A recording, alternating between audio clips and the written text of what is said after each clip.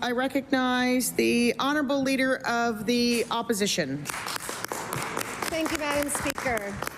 Madam Speaker, over the summer, we heard from Nova Scotians across this province who are worried about the rising costs of essentials. Since this government was elected, the average family is paying around $400 more per year on their power bills. This government should be helping to lower bills, not standing by as they soar. Will the Premier support our plan to lower people's bills by 10%? I recognize the Honourable Premier.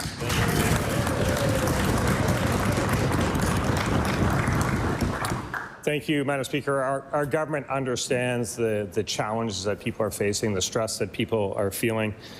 We spent our first term fighting against a carbon tax, which would have made life more expensive and did make life more expensive. And all the while we were fighting against that, the NDP was supporting it and encouraging the carbon tax and more pressure on families. But we understand that the pressures that families are feeling.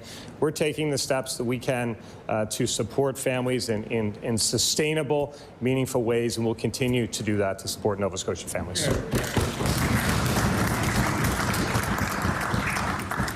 I recognize the Honourable Leader of the Official Opposition with her first supplementary question. Thank you, Madam Speaker. Madam Speaker, thousands of Nova Scotians had their social insurance numbers and other data stolen from Nova Scotia Power this summer.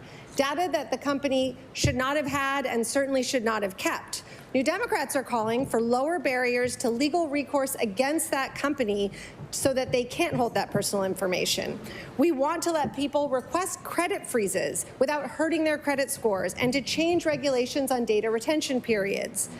Will the Premier support our proposal to protect people's private information? I recognize the Honourable Premier. Thank you, Madam Speaker. There is an incredible amount of work happening to protect Nova Scotians from cyber breaches, which we see are becoming more and more common, for sure. We've spent a lot of time talking to the financial services industry, talking to the credit protection agencies to make sure that we get to a spot where we can do absolutely everything we can to protect Nova Scotians. Of course, that's our motivation. But do that in a way that doesn't create more chaos in the lending industry and have a unintended negative consequence. So we're looking at these things. We're talking. We're actively engaged in making sure we do what's possible to support Nova Scotians, and we will continue to roll up our sleeves and do the hard work. Nova Scotians deserve that, Madam Speaker.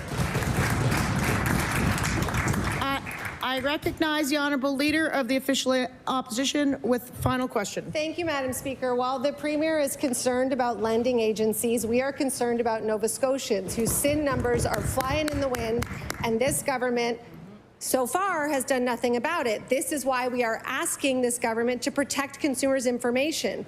They can protect consumers' information and their wallets, but they seem to be choosing not to. A New Democratic government lowered bills before. This government has no excuse not to act now.